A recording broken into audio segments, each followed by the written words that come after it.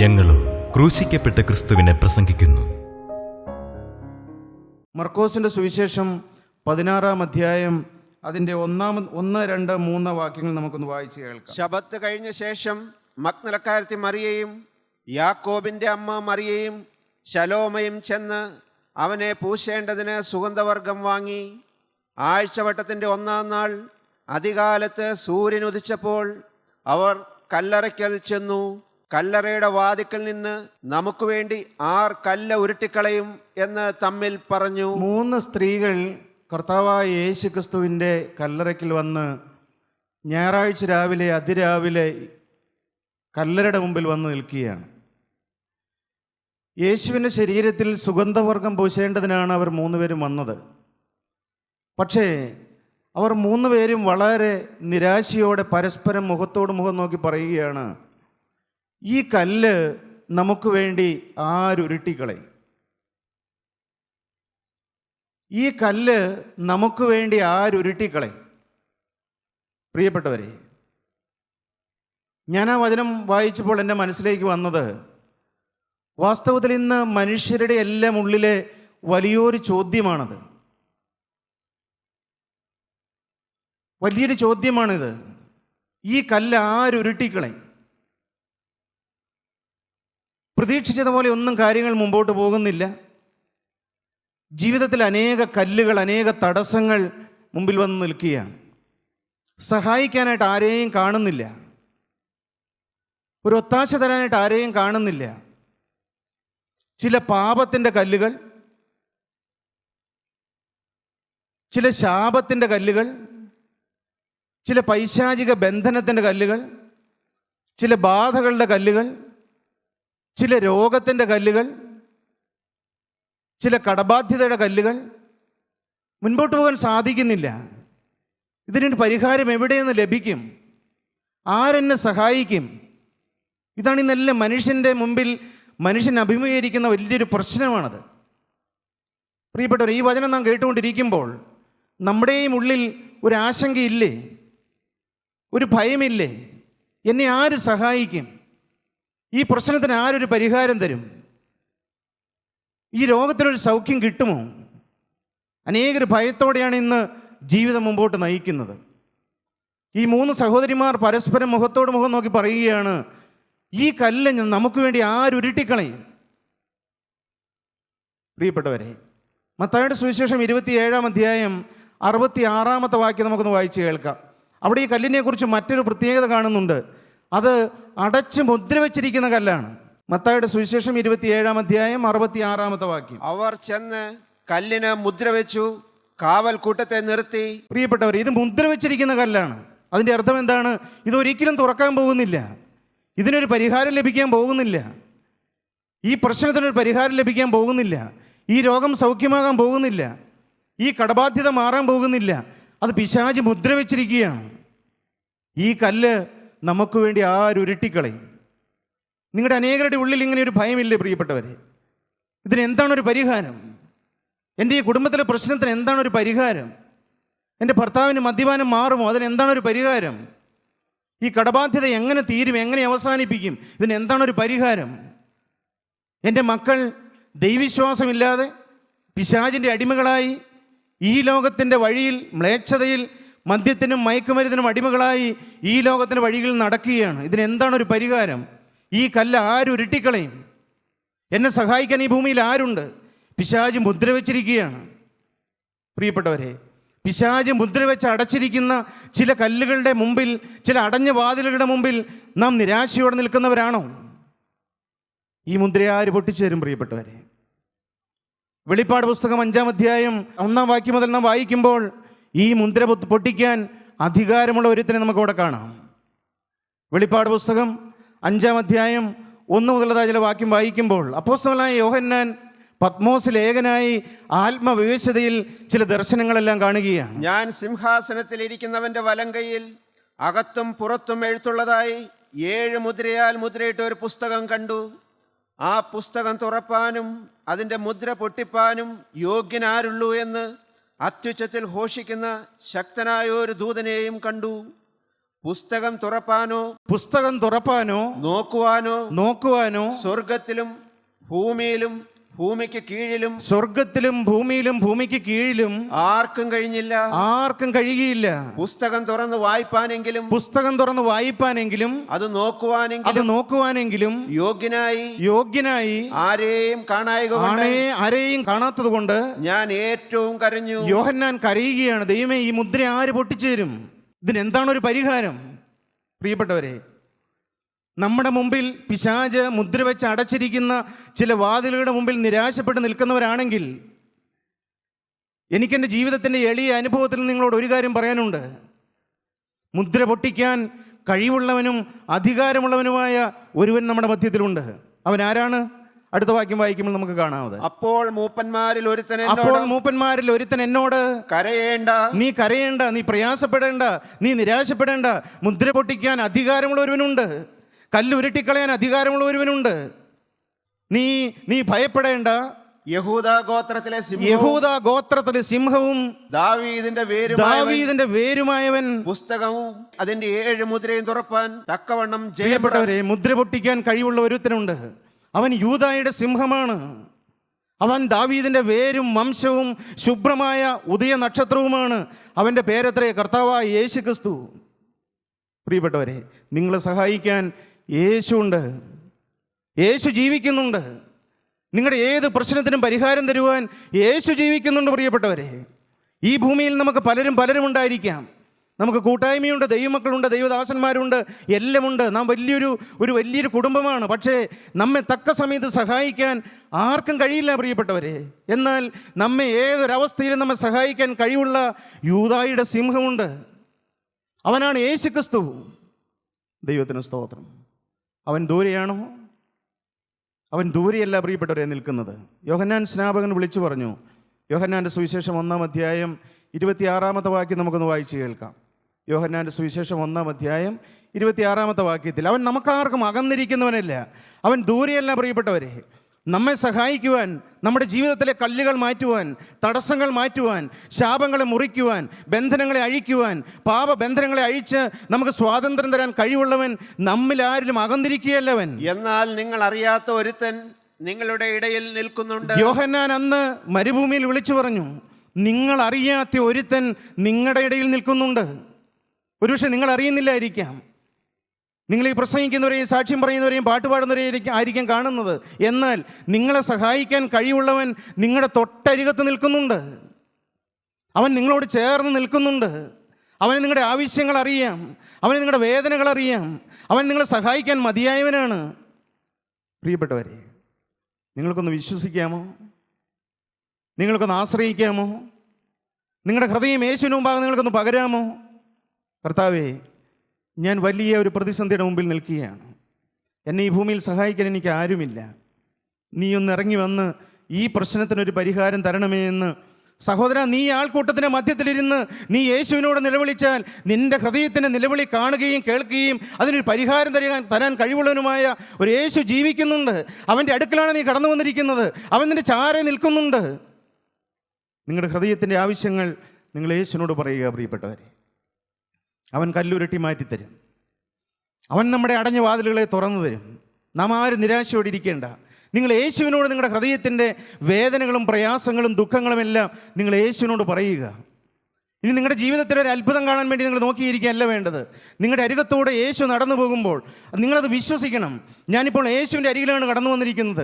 യേശുവിൻ്റെ അരികത്തോടെ നടക്കുന്നുണ്ട്. യേശുവിൻ്റെ തൊട്ടരികത്തിരിക്കുകയാണ്. ബാക്കി നിങ്ങളുടെ സാഹചര്യങ്ങളെല്ലാം മറക്കാം. നിങ്ങളുടെ ഇടത്തും വലത്തും ആരാണ് ഇരിക്കുന്നത് നിങ്ങൾ നോക്കേണ്ട ആവശ്യമില്ല. എന്നാൽ നിങ്ങൾ യേശുവിലേക്ക് മാത്രം നോക്കുക പ്രിയപ്പെട്ടവരെ. അവൻ നിങ്ങളെ സൃഷ്ടിച്ചവനാണ്. അവൻ നിങ്ങളെ മെനഞ്ഞവനാണ്. അവൻ നിങ്ങൾക്ക് വേണ്ടി കുരിശിൽ മരിച്ചവനാണ്. അവൻ നിങ്ങളെ സ്നേഹിക്കുന്നവനാണ്. അവൻ നിങ്ങളുടെ പാപം കഴുകുവാൻ മതിയായവനാണ്. അവൻ നിങ്ങൾക്ക് വേണ്ടി രക്തം ഊറ്റി തന്നവനാണ്. അവൻ നിങ്ങളെ സ്നേഹിക്കുന്നു. അവൻ നിങ്ങളെ സഹായിക്കാൻ മതിയായവനാണ്. ദൈവത്തിന് സ്തോത്രം. പ്രിയപ്പെട്ടവരെ, ഈ കല്ല് നമ്മുടെ ജീവിതത്തിൽ മാറണമെങ്കിൽ നാം എന്ത് ചെയ്യണം? യോഹന്നാന്റെ സുവിശേഷം 11-ാം അധ്യായം 39-ാമത്തെ വാക്യം നമുക്ക് വായിച്ചു കേൾക്കാം. കല്ല് നീക്കുവിനെന്ന് യേശു പറഞ്ഞു. പ്രിയപ്പെട്ടവരെ, നാം ഉരുട്ടിവെച്ചതായ ചില കല്ലുകളെല്ലാം നമ്മുടെ ജീവിതത്തിലുണ്ട്. ആ കല്ലുകൾ നാം മാറ്റിയാലേ ദൈവത്തിന് പ്രവർത്തിക്കാൻ കഴിയുകയുള്ളൂ. സാഹചര്യം ഒരുപക്ഷെ നിങ്ങൾക്ക് മനസ്സിലായി കാണും. ബഥാന്യയിലെ ലാസറിൻ്റെയും മാർത്തയുടെയും മറിയുടെയും ഭവനം. നമുക്കറിയാം, ആ ഭവനം സമൂഹത്തിൽ നിന്ന് വെറുക്കപ്പെട്ടതായ, അവഗണിക്കപ്പെട്ടതായ ഒരു കുടുംബമാണ് ഈ ലാസറിൻ്റെയും മാർത്തയുടെയും മറിയുടെയും ഭവനം. കാരണം അവരുടെ അപ്പനായ ശീമോൻ കുഷ്ഠരോഗം വന്ന് ഈ ഭൂമിയിൽ നിന്ന് മാറ്റപ്പെട്ടു. കുഷ്ഠരോഗികൾക്ക് സമൂഹത്തിൽ ആരുമായിട്ടൊരു ബന്ധവും പാടില്ല. അങ്ങനെ എല്ലാവരാലും വെറുക്കപ്പെട്ടവരായി, അവഗണിക്കപ്പെട്ടവരായി, ആരുടെയും സഹായം ഇല്ലാത്തതായി, ഒറ്റപ്പെട്ടവരായി കഴിയുന്നതായ ഒരു കുടുംബം. എന്നാൽ പ്രിയപ്പെട്ടവരെ, അവരെ യേശു സ്നേഹിച്ചു എന്നാണ് നാം ദൈവത്തിൻ്റെ വചനത്തിൽ വായിക്കുന്നത്. യോഹന്നാൻ്റെ സുവിശേഷം 11-ാം അധ്യായം 5 മുതലുള്ളതായ വാക്യം നമുക്കൊന്ന് വായിച്ച് കേൾക്കാം. യേശു മാർത്തയെയും അവളുടെ സഹോദരിയായ മറിയയെയും ലാസറിനെയും സ്നേഹിച്ചു. പ്രിയപ്പെട്ടവർ, ഈ പേരെടുത്താണ് പറയുന്നത്. യേശു ഈ ബഥാന്യയിലെ ഭവനത്തിലെ മറിയയെയും മാർത്തയെയും ലാസറിനെയും സ്നേഹിച്ചു. പ്രിയപ്പെട്ടവരെ, എനിക്കിതിനോട് ചേർത്ത് ഒരു വാക്ക് നിങ്ങളോട് പറയാനുണ്ട്. മറ്റുള്ളവരാൽ അവഗണിക്കപ്പെട്ടവരാണോ നിങ്ങൾ? ആരും എന്നെ സ്നേഹിക്കുന്നില്ല എന്നുള്ള ചിന്ത നിങ്ങളുടെ ജീവിതത്തിലുണ്ടോ? ഒരുപക്ഷെ സാമ്പത്തികമായിട്ട് പുറകോട്ട് നിൽക്കുന്നതുകൊണ്ട്, വിദ്യാഭ്യാസം കുറവായതുകൊണ്ട്, ധനം കുറവായതുകൊണ്ട്, സൗന്ദര്യം കുറവായതുകൊണ്ട് അവഗണിക്കപ്പെട്ടവരാരെങ്കിലും ഉണ്ടോ? സമൂഹത്തിലോ സഭയിലോ കൂട്ടായ്മയിലോ കുടുംബത്തിലോ നിങ്ങൾ ജോലി ചെയ്യുന്ന സ്ഥലങ്ങളിലോ അവഗണിക്കപ്പെട്ടവരായി, ഒറ്റപ്പെട്ടവരായിട്ട് ആരെങ്കിലും ഉണ്ടോ? അവരെ സ്നേഹിക്കുന്നൊരു യേശുവുണ്ട്. ആര് നിങ്ങളെ സ്നേഹിക്കുന്നില്ലെങ്കിലും നിങ്ങളെ യേശു സ്നേഹിക്കുന്നുണ്ട്. ഈ കുടുംബത്തെ യേശു സ്നേഹിച്ചു. മാത്രമല്ല, ആ കുടുംബത്തിൽ കർത്താവ് പലപ്പോഴും വരുമായിരുന്നു. കൂടെ അതുവഴിയായി പോകുമ്പോൾ ഈ ഭവനത്തിൽ യേശു കടന്നു വരുമായിരുന്നു. പക്ഷേ പ്രിയപ്പെട്ടവരെ, ആ കുടുംബത്തിൽ ഒരു വലിയ കെടുതി സംഭവിച്ചു. എന്താണ്? നമുക്കറിയാം, ലാസറിന് ഒരു വലിയ അസുഖം പിടിപെട്ടു. എന്താണ് അസുഖം എന്ന് വേദപുസ്തകത്തിൽ പറയുന്നില്ല. അവന് ദീനമായി കിടന്നു എന്നാണ് നാം വായിക്കുന്നത്. ലാസറിന് ദീനം പിടിച്ചു. ഈ സഹോദരിമാർ സ്വാഭാവികമായിട്ട് എന്ത് ചെയ്തു? അവർക്ക് വേറെ ആരോടും പറയാനില്ല. അവരെ സഹായിക്കാൻ, അവർക്ക് ഒരൊത്താശ കൊടുക്കാൻ അവർക്ക് ആരുമില്ല. ഈ സഹോദരിമാരൊരു കാര്യം ചെയ്തു, യേശുവിനെ ഈ വിവരം അറിയിച്ചു. കർത്താവേ, നിനക്ക് പ്രിയനായവൻ ദീനമായി കിടക്കുന്നു. എന്തൊരു അഭിസംബോധനയാണ് പ്രിയപ്പെട്ടവരെ! നിനക്ക് പ്രിയനായവൻ ദീനമായി കിടക്കുന്നു. ഞാനിത് വായിച്ചപ്പോൾ ഓർത്തു, എന്നെക്കുറിച്ച് കർത്താവിനോട് അങ്ങനെ പറയാൻ പറ്റുമോ? കർത്താവേ, നിനക്ക് പ്രിയനായവൻ ദീനമായി കിടക്കുന്നു. നിങ്ങളെക്കുറിച്ച് അങ്ങനെ പറയാൻ പറ്റുമോ പ്രിയപ്പെട്ടവരെ? കർത്താവേ, നിനക്ക് പ്രിയനായവൻ ദീനമായി കിടക്കുന്നു. പ്രിയപ്പെട്ടവരെ, ഇതുവരെ എങ്ങനെയെങ്കിലും സാധിച്ചില്ലെങ്കിൽ ഇപ്പോൾ ഈ ദൈവത്തിൻ്റെ വചനം കേട്ടുകൊണ്ടിരിക്കുമ്പോൾ നമുക്ക് നമ്മുടെ ഹൃദയത്തിൽ പുതിയ തീരുമാനങ്ങൾ എടുക്കാം, പുതിയ സമർപ്പണങ്ങൾ എടുക്കാം. നാം ഇവിടെ ഇരുന്ന് ഹൃദയത്തിൽ എടുക്കുന്നതായ ഓരോ സമർപ്പണത്തിനും വിലയുണ്ട് പ്രിയപ്പെട്ടവരെ. ഒരുപക്ഷെ ആരും അറിഞ്ഞെന്നിരിക്കില്ല, ആരും അറിയില്ല. നമ്മുടെ ഹൃദയത്തിൽ വരുന്ന ചെറുതും വലുതുമായ നിസ്സാരമെന്ന് നമുക്ക് തോന്നുന്ന സമർപ്പണങ്ങളെല്ലാം സ്വർഗത്തിൽ രേഖപ്പെടുത്തി വയ്ക്കും. സ്വർഗം അതെല്ലാം കുറിച്ചു വെച്ചുകൊണ്ടിരിക്കുകയാണ്. ദൈവത്തിന് സ്തോത്രം. പ്രിയപ്പെട്ടവർ, അതുകൊണ്ട് നിങ്ങളൊരു പ്രസംഗം കേൾക്കുന്നത് പോലെ ഇവിടെ ഇരുന്നുകൊണ്ട് പ്രസംഗം കേൾക്കുകയല്ല നാം, മറിച്ച് ദൈവത്തിൻ്റെ പരിശുദ്ധാത്മാവ് നമ്മുടെ ഇടയിൽ പ്രവർത്തിക്കുന്ന ഒരു സ്വർഗീയ സമയമാണ്, സ്വർഗീയ നിമിഷമാണിത്. നിങ്ങളുടെ ഹൃദയത്തിൽ നിങ്ങൾ പുതിയ തീരുമാനങ്ങളും പുതിയ സമർപ്പണങ്ങളും എടുക്കണം. കർത്താവ് അതെല്ലാം രേഖപ്പെടുത്തി വയ്ക്കും. ഒരുപക്ഷെ അതിനൊന്നും സമീപ ഭാവിയിൽ അതിനൊരു ഉത്തരവും ഒരു മാറ്റവും കണ്ടില്ലെങ്കിലും വരും കാലങ്ങളിൽ അതിനെല്ലാം മറുപടി കിട്ടും പ്രിയപ്പെട്ടവരെ. അതിനെല്ലാം മറുപടി കിട്ടും. തക്ക സമയത്ത് ദൈവം മറുപടി തരും. സത്യമാണ്, എൻ്റെ ജീവിതത്തിലെ അനുഭവങ്ങളാണ് ഞാൻ നിങ്ങളോട് പറയുന്നത്. ദൈവത്തിന് സ്തോത്രം. യേശുവിൻ്റെ അടുക്കൽ ആളയച്ചു. കർത്താവേ, നിനക്ക് പ്രിയനായവൻ ദീനമായി കിടക്കുന്നു. പ്രിയപ്പെട്ടവരെ, കർത്താവ് എന്ത് ചെയ്തു?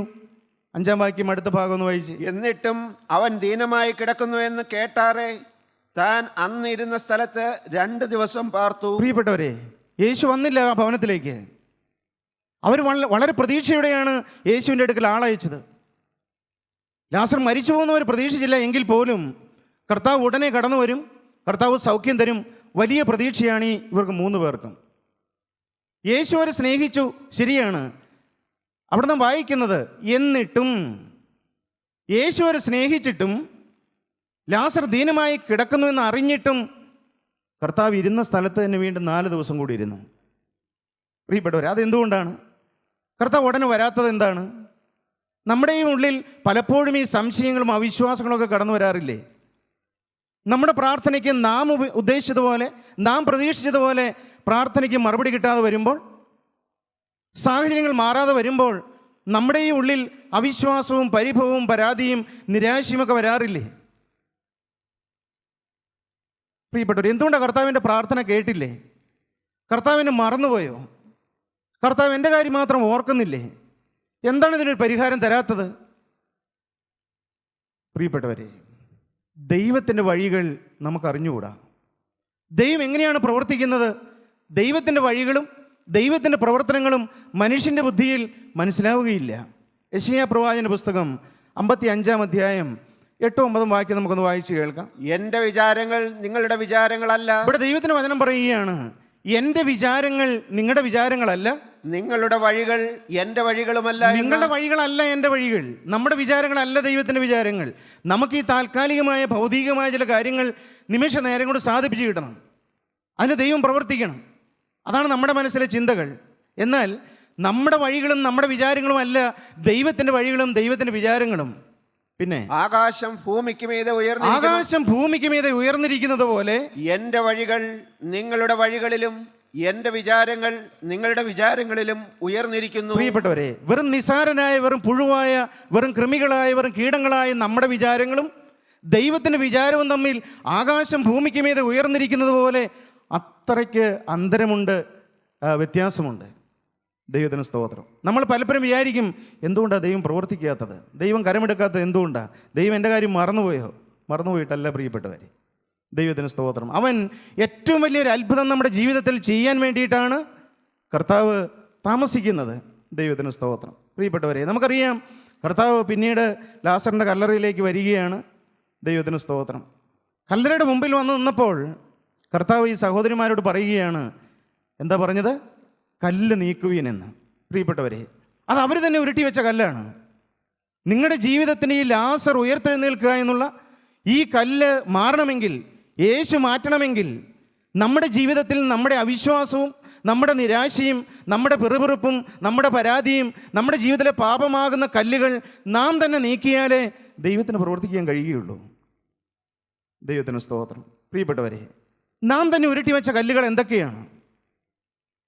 ചില അവിശ്വാസങ്ങൾ ഇപ്പോഴും നമ്മുടെ ഹൃദയത്തിലില്ലേ? ചില ചോദ്യങ്ങൾ നമ്മുടെ ഹൃദയത്തിലില്ലേ? ചില പരിഭവങ്ങൾ നമ്മുടെ ഉള്ളിൽ ഇപ്പോഴും ഇല്ലേ? ദൈവത്തോടും ദൈവമക്കളോടും ചില പരാതികൾ, ചില ചോദ്യങ്ങൾ, ചില സംശയങ്ങൾ. പ്രിയപ്പെട്ടവരെ, ഈ കല്ലെല്ലാം നാം തന്നെ ഉരുട്ടി മാറ്റിയാലേ കർത്താവിന് പ്രവർത്തിക്കാൻ കഴിയുകയുള്ളൂ. ദൈവത്തിന് സ്തോത്രം. പ്രിയപ്പെട്ടവരെ, അതുകൊണ്ട് നാം ഓരോരുത്തരും വിശ്വസിക്കുക. കർത്താവ് മാർത്തയോട് പറഞ്ഞു, കല്ല് നീക്കുവിനെന്ന് പറഞ്ഞപ്പോൾ മാർത്ത എന്താണ് പറഞ്ഞത്? കർത്താവെ, നാറ്റം വെച്ച് തുടങ്ങി 4 ദിവസമായല്ലോ, ഇനി നീ പ്രവർത്തിക്കാൻ സാധിക്കില്ല കർത്താവെ. അവിടെ ഒരു അവിശ്വാസമാണ് മാർത്ത പറയുന്നത്. ഇനി ഈ കല്ല് മാറ്റിയിട്ടും പ്രയോജനമില്ല കർത്താവെ, ഇതിനൊരു പരിഹാരം കിട്ടാൻ പോകുന്നില്ല. ലാസർ എന്തായാലും ഉയർക്കാൻ പോകുന്നില്ല. ശരിയാ, നീ രണ്ടാമത് വരുമ്പോൾ നിന്റെ പുനരുദ്ധാനത്തിൽ അവൻ ഉയർത്തെഴുന്നേറ്റുള്ളൂ, അതും മതി. മാർത്ത അതിൽ സംതൃപ്തിപ്പെടുകയാണ്. പക്ഷെ കർത്താവ് അത് ചെയ്യാനല്ല ആഗ്രഹിക്കുന്നത്. പ്രിയപ്പെട്ടവരെ, ജീവനുള്ളവനായി ലാസറിനെ, ഈ കല്ലറയിൽ കിടക്കുന്ന ചീഞ്ഞുനാറി കിടക്കുന്ന ലാസറിനെ പുറത്തു കൊണ്ടുവരുവാനാണ് ദൈവം ആഗ്രഹിക്കുന്നത്. ദൈവത്തിന് സ്തോത്രം. അതിന് അവളുടെ ജീവിതത്തിലെ അവിശ്വാസം മാറേണ്ടിയിരിക്കുന്നു. ദൈവത്തിന് സ്തോത്രം. കർത്താവിനോട് പറഞ്ഞു, വിശ്വസിച്ചാൽ നീ ദൈവത്തിൻ്റെ മഹത്വം കാണും. പ്രിയപ്പെട്ടവരെ, നമ്മുടെ ജീവിതത്തിൽ ഈ കല്ലുകൾ മാറിക്കില്ല. അത് ഏത് തരത്തിലുള്ള കല്ലുകളും ആയിക്കൊള്ളട്ടെ. അത് പാപത്തിൻ്റെ കല്ലുകളായിരിക്കാം, അത് ശാപത്തിൻ്റെ കല്ലുകളായിരിക്കാം, അത് രോഗത്തിൻ്റെ കല്ലുകളായിരിക്കാം, അത് കടബാധ്യതയുടെ കല്ലുകളായിരിക്കാം. എന്താണോ നമ്മെ ജീവിതത്തിൽ മുന്നോട്ട് കൊണ്ടുപോകാൻ ഇത് തടസ്സമായിരിക്കുന്ന, പിശാച് നമ്മെ തടസ്സപ്പെടുത്തുന്ന ഏത് കല്ലുമായിക്കൊള്ളട്ടെ, അതെല്ലാം മാറണമെങ്കിൽ, യേശു പ്രവർത്തിക്കണമെങ്കിൽ നാം വിശ്വസിക്കണം. വിശ്വസിച്ചില്ലെങ്കിൽ ദൈവത്തിനൊന്നും പ്രവർത്തിക്കാൻ കഴിയില്ല. ദൈവത്തിന് സ്തോത്രം. പ്രിയപ്പെട്ടവരെ, നിങ്ങൾ പ്രാർത്ഥിക്കണം. വിശ്വാസം ലഭിക്കുക എന്നുള്ളതും ഒരു ദൈവത്തിൻ്റെ കൃപയാണ്. ഞാൻ വിശ്വസിക്കണമെന്ന് പറഞ്ഞാലും നമുക്ക് വിശ്വാസം വരണമെന്നില്ല. പക്ഷേ അത് ദൈവത്തിൻ്റെ ഒരു കൃപയാണ്, ഒരു വിശ്വാസം കിട്ടുക എന്നുള്ളത്. അനേകർക്ക് ആ വിശ്വാസം കിട്ടുന്നില്ല. പ്രിയപ്പെട്ടവരെ, എങ്കിലും നിങ്ങൾ ഈ ദൈവത്തിൻ്റെ വചനം കേൾക്കുമ്പോൾ നിങ്ങൾ ഈ വചനത്തിന് വേണ്ടി നിങ്ങളുടെ ഹൃദയം തുറക്കുക. വിശ്വാസം കേൾവിയാലും കേൾവി ക്രിസ്തുവിൻ്റെ വചനത്താലും വരുന്നു എന്നാണ് നമ്മുടെ കർത്താവിൻ്റെ വചനം പറയുന്നത്. ഈ വചനം നിങ്ങൾ കേട്ടുകൊണ്ടിരിക്കുമ്പോൾ, സാക്ഷ്യം കേട്ടുകൊണ്ടിരിക്കുമ്പോൾ നിങ്ങൾക്ക് വിശ്വാസം ഹൃദയത്തിലേക്ക് വരും. നമുക്ക് പ്രാർത്ഥിക്കാമല്ലോ, കർത്താവേ, എനിക്കൊരു ശരിയായ ക്രിസ്തുവിലുള്ളൊരു വിശ്വാസം നീ എനിക്ക് തരണമേ എന്ന്. പ്രിയപ്പെട്ടവരെ, നമുക്ക് വിശ്വസിക്കാം, കർത്താവ് നമ്മുടെ മധ്യത്തിൽ ചില കല്ലുകളെല്ലാം മാറ്റാൻ ആഗ്രഹിക്കുന്നുണ്ട്, ചില തടസ്സങ്ങളെല്ലാം കർത്താവ് മാറ്റാൻ ആഗ്രഹിക്കുന്നുണ്ട്. നിങ്ങൾ വിശ്വാസത്തോടെ ഇരിക്കുക പ്രിയപ്പെട്ടവരെ. മറ്റൊരനുഭവം, കർത്താവ് തൻ്റെ പരിശ്രൂഷമായിട്ട് മുൻപോട്ട് പോവുകയാണ്. ഗന്നേസരത്ത് തടാകത്തിൻ്റെ അരികിൽ കൂടെ കർത്താവ് ഇങ്ങനെ പോകുമ്പോൾ, മർക്കോസിന് സുവിശേഷം 5-ാം അധ്യായം 22-ാം വാക്യം വായിക്കുമ്പോൾ ആ സംഭവം നാം കാണുന്നുണ്ട്. അവിടെ യായിറോസ് എന്ന് പറയുന്നതായ ഒരു പള്ളി പ്രമാണി കർത്താവിൻ്റെ അടുക്കൽ ഓടി വന്ന് അവൻ്റെ കാൽക്കലങ്ങ് വീഴുകയാണ്. എന്നിട്ട് അവൻ പറഞ്ഞു, കർത്താവേ, എനിക്കൊരു കുഞ്ഞ് മകളുണ്ട്, അവൾ അത്യാസന നിലയിൽ കിടക്കുകയാണ്, നീ ഒന്ന് എൻ്റെ വീട്ടിൽ വരെ ഒന്ന് വന്നം, നീ അവളുടെ മേൽ കൈവച്ച് അവൾക്കൊരു സൗഖ്യം തന്നെ. പ്രിയപ്പെട്ടവരെ, ഈ യായിറോസിന് ഉള്ളിൽ ഒരു വിശ്വാസമുണ്ട്. അവൻ വിചാരിച്ചത്, ഞാൻ യേശുവിൻ്റെ അടുക്കൽ ചെന്ന് പറഞ്ഞാൽ യേശു ഇപ്പോൾ തന്നെ എൻ്റെ വീട്ടിൽ വരും, യേശു എൻ്റെ കുഞ്ഞിൻ്റെ മേൽ കൈവയ്ക്കും, അവൾക്ക് സൗഖ്യം കിട്ടും എന്നാണ് അവൾ പ്രതീക്ഷിച്ചത്. പ്രിയപ്പെട്ടവരെ, നാം ആ ഭാഗം വായിക്കുമ്പോൾ യേശു യായിറോസിൻ്റെ കൂടെ പോവുകയാണ്. ഇത്ര സ്നേഹനിധിയായ ഒരു യേശു ഉണ്ടോ? നാം വിളിച്ചാലും നമ്മുടെ കൂടെ വരുന്നവനായ ഒരു യേശു ഉണ്ട് പ്രിയപ്പെട്ടവരെ. അത് നമ്മുടെ പാപങ്ങൾ നോക്കിയിട്ടല്ല, നമ്മുടെ കഴിഞ്ഞകാല ജീവിതം നോക്കിയിട്ടല്ല. യായിറോസിൻ്റെ കൂടെ യേശു നടക്കുകയാണ്. അപ്പം നിങ്ങളൊന്ന് ചിന്തിച്ച് നോക്കിക്കേ, എത്രമാത്രം ആശങ്കയോടും ഭയത്തോടും നിരാശയോടും കൂടി ആയിരിക്കാം യേശുവിൻ്റെ അടുക്കൽ യായിറോസ് വന്നത്. പക്ഷെ ഇപ്പോൾ യേശുവിൻ്റെ കൂടെ യായിറോസ് നടക്കുന്നത് വളരെ പ്രതീക്ഷയോടെയാണ്, വളരെ സന്തോഷത്തോടെയാണ്. കാരണം എൻ്റെ മകൾ സൗഖ്യമാകാൻ പോവുകയാണ്, യേശു വരാൻ പോവുകയാണ്, യേശു എൻ്റെ മകളെ തൊടാൻ പോവുകയാണ്. ആ പ്രതീക്ഷയോടെയുള്ള നടപ്പ് നിങ്ങളുടെ മനസ്സിൽ നിങ്ങളൊന്ന് ധ്യാനിച്ചു നോക്കി. അങ്ങനെ വളരെ പ്രതീക്ഷയോടെ മുമ്പോട്ട് പോവുകയാണ് യേശുവും യായിറോസും, കൂടെ ശിഷ്യന്മാരും ഉണ്ടായിരിക്കാം.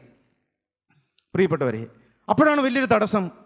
ഒരു രക്തസ്രവക്കാരി സ്ത്രീ വന്ന് യേശുവിൻ്റെ തൊങ്ങലിലൊന്ന് തൊട്ടു, യേശുവിന് ശക്തി പ്രാപിച്ചു. യേശു തിരിഞ്ഞു നിന്നു, എന്നെ തൊട്ടത് ആരെയെന്ന് ചോദിക്കുന്നു. ഇപ്പോഴെല്ലാം യായിറോസിന് ഈ ഹൃദയം വെപ്രാടപ്പെടുകയാണ്. പിന്നെയും താമസിക്കുകയല്ലേ, ഇനി യേശു വരുന്നതിന് മുൻപ് എന്തെങ്കിലും സംഭവിച്ചു പോയെങ്കിലോ? യായിറോസിൻ്റെ ഉള്ളം വെപ്രാടപ്പെടുകയാണ്. യേശു ഒന്ന് വന്നിരുന്നെങ്കിൽ. പറയുന്നില്ല, പക്ഷേ ഉള്ളിലിങ്ങനെ എത്രയും പെട്ടെന്ന് എൻ്റെ വീട്ടിൽ ചെല്ലണം, എൻ്റെ മകളെ തൊടണം, അവൾക്ക് സൗഖ്യം കിട്ടണം. അതാണ് അവളുടെ ഉള്ളിലെ, ഈ യായിറോസിൻ്റെ ഉള്ളിലെ ചിന്ത. അപ്പോഴാണ് ഈ സംഭവം നടക്കുന്നത്. പ്രിയപ്പെട്ടവരെ, യേശു തിരിഞ്ഞു, എന്നെ തൊട്ടത് ആരെയെന്ന് ചോദിച്ചു. ആ സംഭവങ്ങളെല്ലാം നടന്നു. പ്രിയപ്പെട്ടവരെ, യേശു അവളോട് പറഞ്ഞു, മകളെ, നിൻ്റെ വിശ്വാസം നിന്നെ രക്ഷിച്ചിരിക്കുന്നു, നീ സമാധാനത്തോടെ പോയി ബാധയൊഴിഞ്ഞ് സ്വസ്ഥയായിരിക്കാം. ഇത് പറഞ്ഞപ്പോഴാണ് യായിറോസിൻ്റെ വീട്ടിൽ നിന്നൊരാൾ വന്നു പറയുകയാണ്, ഇനി ഗുരുവിനെ അസഹ്യപ്പെടുത്തണ്ട, കുഞ്ഞു മരിച്ചുപോയി. പ്രിയപ്പെട്ടവരെ, യായിറോസിൻ്റെ ഹൃദയത്തിൽ ഒരു ബോംബ് വീണതായ അനുഭവമാണ്. ഇനി ഗുരുവിനെ അസഹ്യപ്പെടുത്തണ്ട, കുഞ്ഞ് മരിച്ചുപോയി. കാരണം ഇനി യേശു വന്നിട്ടും പ്രയോജനമില്ല. പ്രിയപ്പെട്ടവരെ, പക്ഷേ ഈ വാക്കൊന്നും യേശു കൂട്ടാക്കുന്നില്ല എന്നാണ് നമ്മുടെ വചനത്തിൽ വായിക്കുന്നത്. യേശുവിന് അതൊന്നും ഒരു വിഷയമല്ല. പ്രിയപ്പെട്ടവരെ, ദൈവത്തിന് സ്തോത്രം. യായിറോസിനോട് യേശു പറയുന്നുണ്ട്, യായിറോസേ, ഭയപ്പെടേണ്ട, വിശ്വസിക്കുക മാത്രം ചെയ്യുക. പ്രിയപ്പെട്ടവരെ, യായിറോസിൻ്റെ ജീവിതത്തിൽ ഒരു ക്ലോസ്ഡ് ചാപ്റ്റർ ആയിരുന്നത്. പ്രിയപ്പെട്ടവരെ, നിങ്ങളാരെങ്കിലും ഇന്ന് അടഞ്ഞ അധ്യായമായിട്ട് ആരെങ്കിലും കടന്നു വന്നിട്ടുണ്ടോ? ഇല്ല. ഇനി അതിനെക്കുറിച്ച് പ്രാർത്ഥിച്ചിട്ട് പ്രയോജനമില്ല, അതിനെക്കുറിച്ച് ചിന്തിച്ചിട്ട് പ്രയോജനമില്ല. അതെല്ലാം ഒരടഞ്ഞ അധ്യായമായിട്ട് മടക്കി വെച്ചിരിക്കുന്നവരാരെങ്കിലും ഉണ്ടോ? പ്രിയപ്പെട്ടവരെ, എന്നാൽ ഇന്ന് ദൈവത്തിൻ്റെ വചനം നിങ്ങളോട് ഓരോരുത്തരോടും പറയുന്നത്, മകനെ, നീ ഭയപ്പെടേണ്ട, മകളെ, നീ ഭയപ്പെടേണ്ട, നീ വിശ്വസിക്കുക മാത്രം ചെയ്യുക.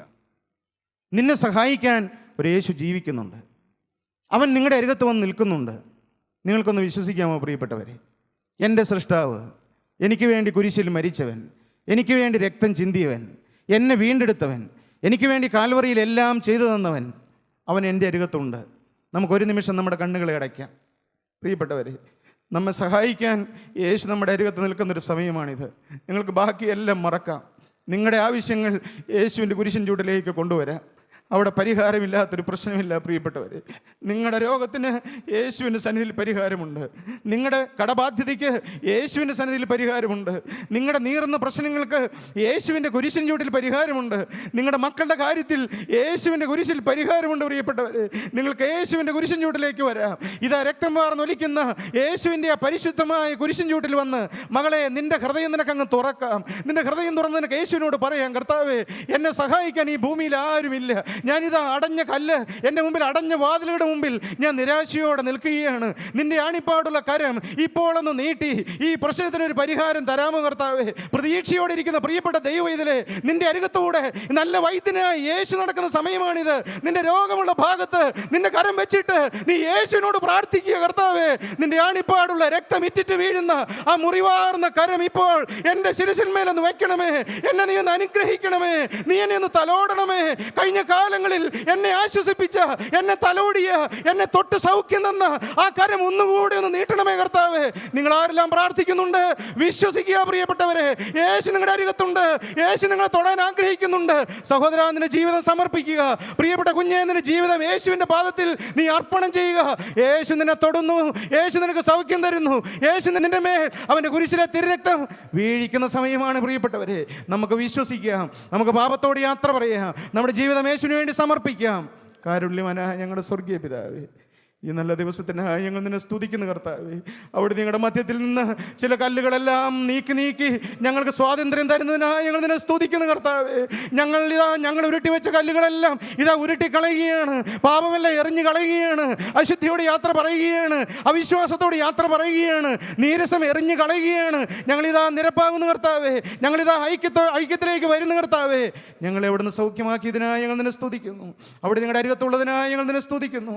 അവിടെ നിങ്ങളെ തൊട്ടതിനായി ഞങ്ങൾ നിന്നെ സ്തുതിക്കുന്നു. അവിടുത്തെ രാജ്യത്തിന് വേണ്ടി ഞങ്ങൾ ഒരുക്കുന്നതിനായി സ്തുതിക്കുന്നു. സകലവും ഞങ്ങൾക്ക് വേണ്ടി ജീവൻ വെച്ച യേശു ക്രിസ്തുവിൻ്റെ അതിപരിശുദ്ധമായ നാമത്തിൽ തന്നെ.